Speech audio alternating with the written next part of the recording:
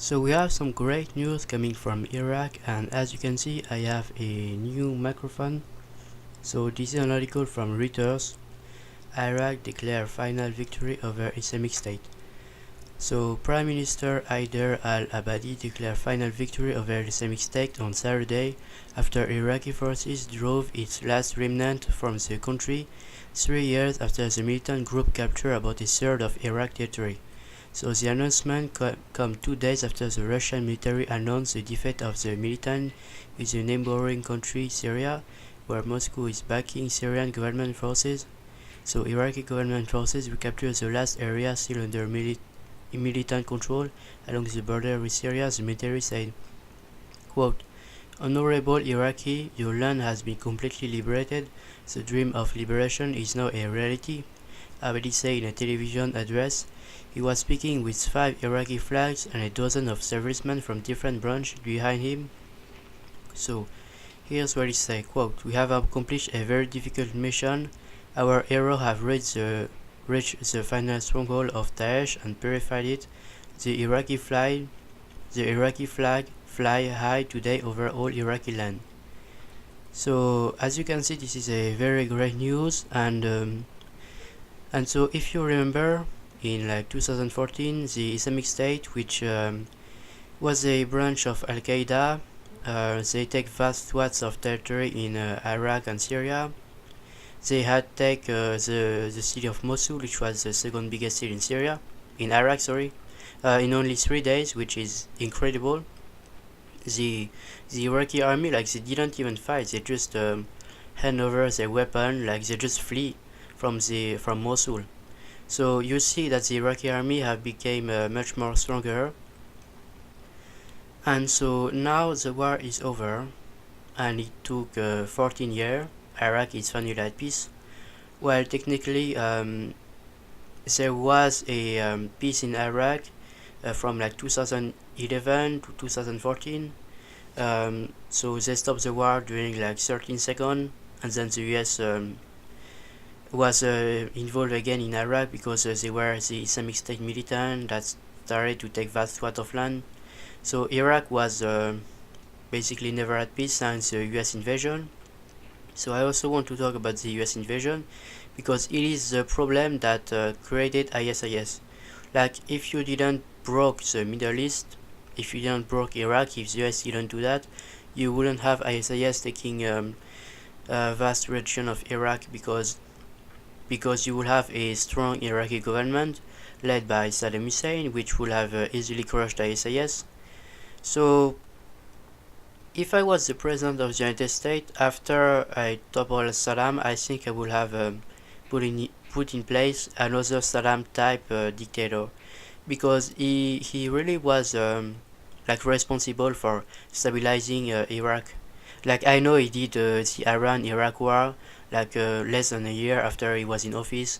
It was an 8-year long war against Iran, and hundreds of thousands of people have died, and neither side won. So the problem with the Iraq war is that it totally destabilized the region. Like, remember at the beginning they say that they had to topple Saddam because Saddam had WMD, which we still didn't have any proof that he have, and then they say that Saddam was like a threat to the US, that he was a threat to the war. Like remember under like Bush speech when he before the invasion of Iraq, he said that the goal was to remove Saddam and preserve the world from great danger, which is not true. Like, Saddam wasn't a danger at all. So once they had toppled Saddam, they stay in Iraq despite the fact that they didn't have any weapon of mass destruction. And then you have insurgent, you have some Al-Qaeda. Basically, Al-Qaeda in Iraq was created. It was created in reaction to the US invasion of Iraq. So Al-Qaeda, they have taken some important city, like the city of Fallujah, remember? So the US say that they had to stay in Iraq at this moment because they were terrorists in Iraq, so they had to basically protect the United States. So that is why they had to be involved, which is bullshit because well, if the US really wanted to protect American citizens, under Donald Trump's first meteor raid, he wouldn't have killed an 8-year-old American girl, but whatever.